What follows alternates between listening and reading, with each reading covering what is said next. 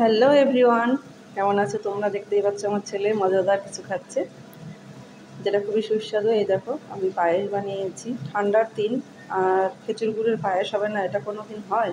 এই দেখো, আমি দুধটাকে বসিয়ে দিয়েছি। আমি এখানে 1.5 লিটারের মতো দুধ নিয়েছি, এটাকে ভালো করে জাল করছি। দেখতেই পাচ্ছ উপরে সর উঠে গেছে, তার মানে অনেকক্ষণ আগে আমি দুধটা বসিয়ে দিয়েছি, যাতে ভালো করে দুধটা জাল হয়ে যায় আর দুধটা ঘন হয়ে আসে। তো এটা আমি অনেকক্ষণ সময় ধরে জাল করব, যাতে দুধটা একদম পুরো ঘন হয়ে যায়। কেন কি, দুধ যত ঘন হবে পায়েসের স্বাদ তত বেশি হবে। আর নাড়তেই থাকতে হবে যাতে দুধটা নিচে লেগে না যায়। তারপরে এই দেখো আমি কী কী নিয়েছি, অল্প একটু চিনি নিয়েছি, যেহেতু আমি গুড় দিয়ে পায়েসটা করব। আর এই দেখো গুড়টাকে আমি দেখো কেটে নিয়েছি। আর এই দেখো ভোগ চালটাকে আমি ধুয়ে নিয়েছি ভালো করে। এবার এটার মধ্যে আমি একটু ঘি মাখিয়ে নেব। এই দেখো, ঘিটাকে ভালো করে মেখে নেব চালগুলোতে। তো পুরোটা আমি একদম সুন্দর করে মেখে নেব, যাতে সবগুলো চাল মাখা হয়ে যায়। চামচে ভালো করে মেখে নিচ্ছি, যেহেতু চালটা ভেজা, সেজন্য ঘিটা ভালোভাবে লাগছে না চালে। তারপরে এই দেখো, দুধটা জাল হয়ে গেছে। 1.5 লিটার দুধ প্রায় জাল হতে হতে 1 লিটার হয়ে গেছে। এবার আমি চালটা ছেড়ে দেব। তো দেখতেই পাচ্ছ দুধটা কতটা ঘন হয়েছে। আর ওই যে দেখতে পাচ্ছ সর উঠে গেছে অনেক। তো এখানে আমি কোনো কিছু অ্যাড করব না, না কাজু, না কিশমিশ, না তেজপাতা, না এলাচ, কিছুই অ্যাড করব না, যেহেতু গুড়ের পায়েস। না হলে গুড়ের ফ্লেভারটা নষ্ট হয়ে যাবে।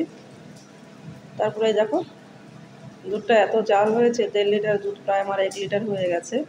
আর এটা নাড়তেই থাকতে হবে যাতে নিচে লেগে না যায়। তো দেখতেই পাচ্ছ কতটা ঘন হয়েছে। এবার চালটা ফুটে এলে পরে দেখো, মোটামুটি ফুটে গেছে চালটা।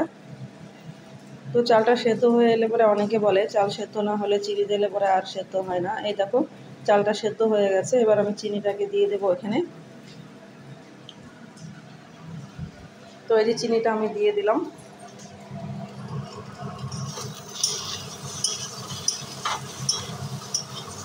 চিনির পায়েস হলে এখানে আমি কাজু, কিশমিশ, এলাচ এগুলো অ্যাড করতাম।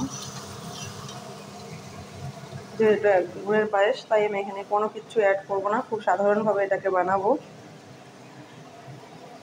তো দেখতেই পাচ্ছ তোমরা,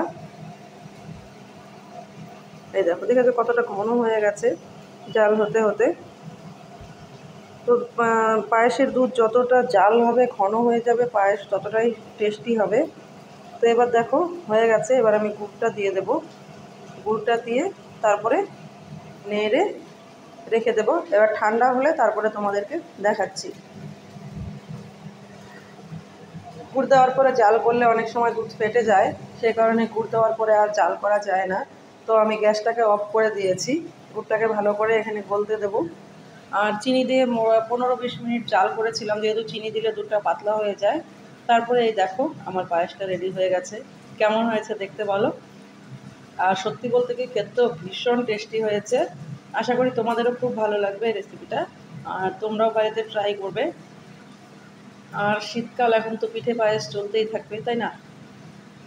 তো আর খেজুর গুঁড়ো হলে তো কোনো কথাই নেই। তো গুড়ের কালারটা খুব একটা ভালো আসেনি, এই দেখো। তবুও খুব টেস্টি হয়েছিল খেতে। তোমরা তো প্রথমেই দেখেছো আমার ছেলের রিয়াকশন পায়েসটা খেয়ে। কেমন লাগলো ভিডিওটা? সম্পূর্ণ ভিডিওটা দেখার জন্য অসংখ্য ধন্যবাদ।